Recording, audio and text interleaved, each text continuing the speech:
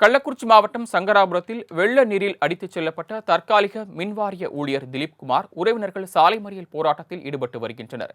இதுகுறித்த கூடுதல் தகவல்களை எமது செய்தியாளர் லோகு வழங்க கேட்கலாம். லோகு, விவரங்கள்.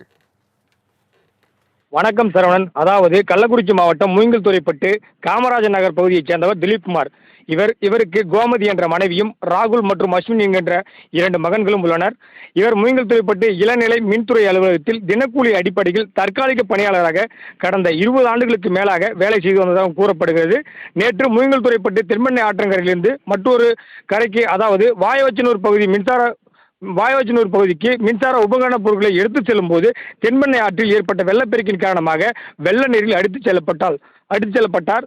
திலீப்குமாரை கள்ளக்குறிச்சி, சங்கராபுரம், திருக்கோவிலூர், மணலூர்பேட்டை ஆகிய 4 கோட்டங்களைச் சேர்ந்த தீயணைப்புத் துறையினர் தென்பெண்ணை ஆற்றில் ரப்பர் டியூப் மற்றும் ரப்பர் படகு மூலம் சுமார் 15 மணி நேரத்திற்கு மேலாக தீயணைப்புத் துறையினர் திலீப்குமாரை தீவிரமாக தேடி வருகின்றனர். இந்நிலையில் திருவண்ணாமலை மாவட்டம் சாத்தனூர் அணை நிர்வாகம் நேற்று காலை 6 மணி முதல் 8 மணி வரை 3 கட்டங்களாக வெள்ள அபாய எச்சரிக்கை திருவண்ணாமலை மாவட்ட நிர்வாகத்தின் சார்பிலும் எச்சரிக்கை விடப்பட்டது.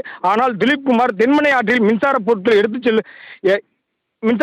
எடுத்துக்கொண்டு ஒரு கரையில் இருந்து மற்றொரு கரைக்கு செல்லும் போது அப்போது மணி 10.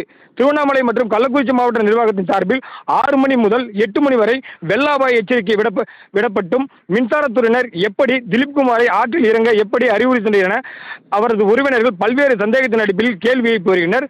திலீப்குமார் வெள்ள நீரில் அடித்துச் செல்லப்பட்டு மாயமானது அவரது உறவினர் மத்தியில் பெரும் சந்தேகத்தையும் பெரும் கொந்தளிப்பையும் ஏற்படுத்தியுள்ளதாகவும், இதுவரை மின்சாரத்துறையில் இருந்து தங்களுக்கு யாரும் வந்து ஆறுதல் கூறவில்லை எனவும் கூறி உடனடியாக தினக்கூலி அடிப்படையில் வேலை செய்து வந்த திலீப்குமாரை உடனடியாக கண்டுபிடிக்க வேண்டும் எனவும் 2 மாவட்டங்கள், அதாவது திருவண்ணாமலை மற்றும் கள்ளக்குறிச்சி மாவட்ட நிர்வாகத்தின் சார்பில் எச்சரிக்கை விடுத்தும் வேலைக்கு உட்படுத்திய மின்துறையினர் மீது நடவடிக்கை எடுக்க வேண்டும் எனவும் ஆத்திரமடைந்த அவரது உறவினர்கள் திருவண்ணாமலை தேசிய நெடுஞ்சாலையில் 2 மணி நேரத்திற்கு முன்பு அதே பகுதியில் சாலை மறியலில் ஈடுபட்டனர்.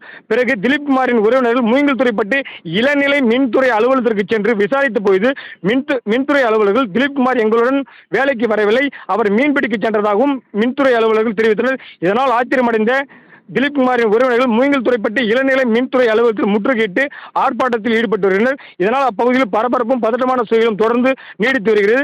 இந்த சாலை மறியலால் திருவண்ணாமலை கள்ளக்குறிச்சி தேசிய நெடுஞ்சாலையில் சுமார் 3 மணி நேரத்திற்கு மேலாக போக்குவரத்து பாதிப்பு நெரிசல் ஏற்பட்டு வருகிறது. சரவணன், தாங்கள் வழங்கிய விரிவான தகவல்களுக்கு நன்றி லோகு.